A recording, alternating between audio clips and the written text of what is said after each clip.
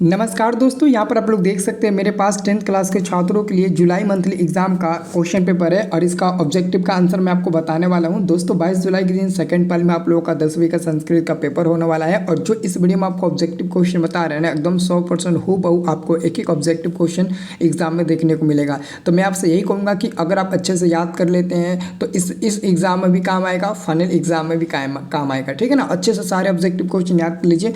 मैं आपको सारा ऑब्जेक्टिव क्वेश्चन इस वीडियो में याद करा देता हूँ। दोस्तों यहाँ पर आप लोग को सब कुछ पता होगा कि 30 प्रश्न होगा, आपको 25 प्रश्नों को उत्तर देना होगा, 2 पेन का यूज करना होगा, कोई या तो ब्लू पेन या तो ब्लैक पेन का आपको यूज करना होगा। सब कुछ आपको तो ऑलरेडी पहले से पता है क्योंकि आप कई बार एग्जाम दे चुके हैं। अब दोस्तों मैं बात करता हूँ ऑब्जेक्टिव क्वेश्चन कौन कौन पूछा गया है, तो आपको बता दें पहला नंबर ऑब्जेक्टिव क्वेश्चन आप लोगों को देखने को मिलेगा, पाटलिपुत्र वैभव पाठ के लेखक कौन है। तो पाटलिपुत्र वैभव पाठ के लेखक कौन है जी, तो आप लोग आंसर दे देना, दामोदर गुप्त जी हो जाएंगे। ऑप्शन नंबर आपका बी नंबर बिल्कुल सही जवाब हो जाएगा।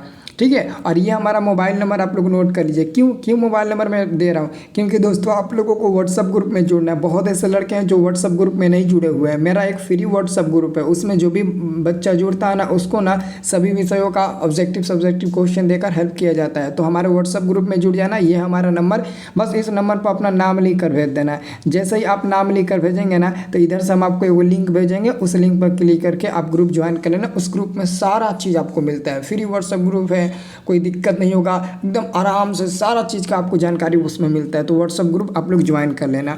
अब देखिए अगला हमारे पास क्वेश्चन नंबर दूसरा है कि संस्कृत साहित्य, ये क्वेश्चन नंबर दूसरा है आपका, संस्कृत साहित्य लेखिका पाठ के रचनाकार कौन है, पंडिता छमारा। ऑप्शन नंबर आपका बी नंबर बिल्कुल सही जवाब हो जाएगा। शंकर चरितम किसकी रचना है, तो पंडिता छमारा। ऑप्शन नंबर बी आपका सही जवाब हो जाएगा।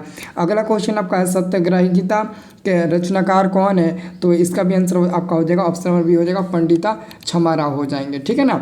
अगला क्वेश्चन दोस्तों आपसे पूछा गया कि अलस कथा के रचनाकार कौन है, तो अलस कथा पाठ के रचनाकार कौन है, तो विद्यापति हो जाएंगे। ऑप्शन नंबर आपका ए नंबर बिल्कुल सही जवाब हो जाएगा। अगला क्वेश्चन अलस कथा पाठ किस ग्रंथ से संकलित है, अलस कथा पाठ किस ग्रंथ से संकलित है, तो पुरुष परीक्षा ग्रंथ से संकलित है, यानी कि ऑप्शन नंबर ए हमारा बिल्कुल सही जवाब हो जाएगा। आप लोग अच्छे से याद रखिएगा। अगला हमारे पास दोस्तों क्वेश्चन है भारत महिमा पाठ के रचनाकार कौन है, तो भारत महिमा पाठ के रचनाकार है doctor Uma Shankar Sharma. Option number आपका बी नंबर बिल्कुल सही जवाब हो जाएगा दोस्तों। ठीक है ना। सब लोग दोस्तों चैनल पर पहली बार आए होंगे, चैनल को सब्सक्राइब कर लीजिएगा। ठीक है ना। अब देखिए अगला क्वेश्चन है भारत महिमा पाठ किस पुराण से संकलित है, भारत महिमा पाठ किस पुराण से संकलित है, तो यहाँ पर ऑप्शन नंबर ए हो जाएगा, विष्णु पुराण से संकलित है। ऑप्शन नंबर ए आपका बिल्कुल सही जवाब हो जाएगा। अगला दोस्तों क्वेश्चन है नीति श्लोका पाठ का रचनाकार कौन है, नीति श्लोका पाठ का रचनाकार कौन है, तो विदुर हो जाएंगे। ऑप्शन नंबर आपका ए नंबर बिल्कुल सही जवाब हो जाएगा।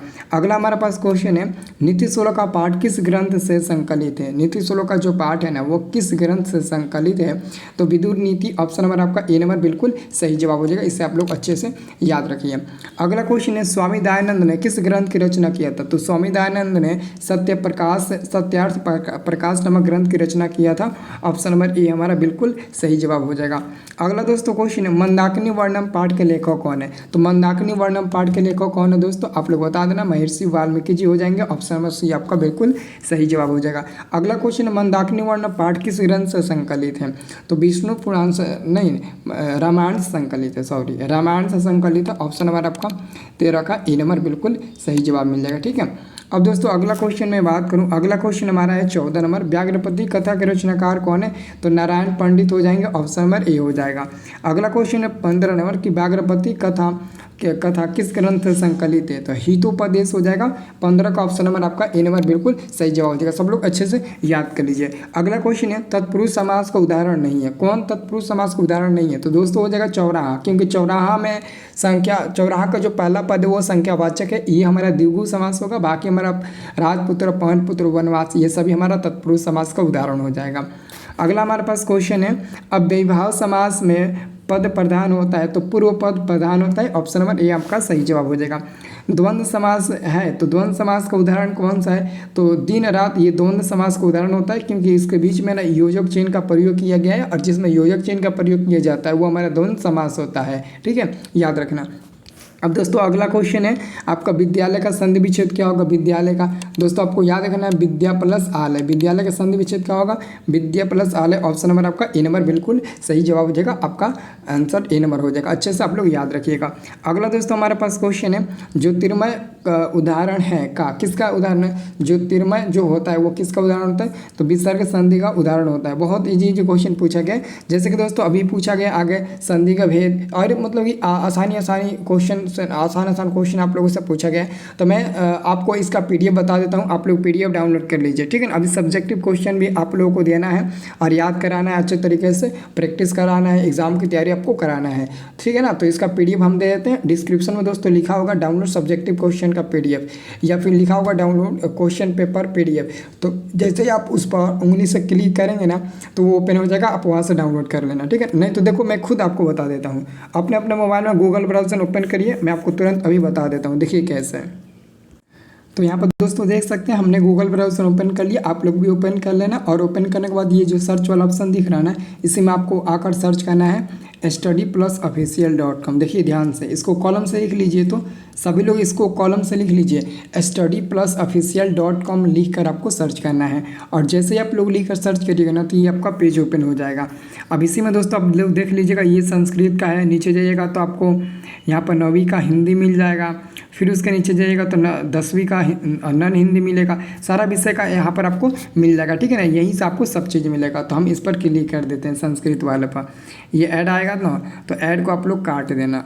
जैसे हमने ऐड को काट दिया, अब हमको नीचे स्क्रॉल डाउन करके जाना है, और जैसे हम नीचे जाएंगे तो यहाँ पर दोस्तों आपको लिंक मिल जाएगा, जो जो आपको डाउनलोड करना है सब चीज़ का आपको यहाँ पर लिंक दे दिया गया है। अब आपको क्या डाउनलोड करना है क्या चीज़ नहीं, आप यहाँ पर डिसाइड कर लेंगे। और जो लड़के अभी तक व्हाट्सअप ग्रुप नहीं ज्वाइन किए होंगे, इधर से ज्वाइन कर लेंगे, इसी पर क्लिक करेंगे ना तो व्हाट्सअप ग्रुप खुल जाएगा और वो आसानी से व्हाट्सअप ग्रुप ज्वाइन कर लेंगे, ठीक है ना। सब लोग व्हाट्सअप ग्रुप जरूर ज्वाइन कर लीजिएगा।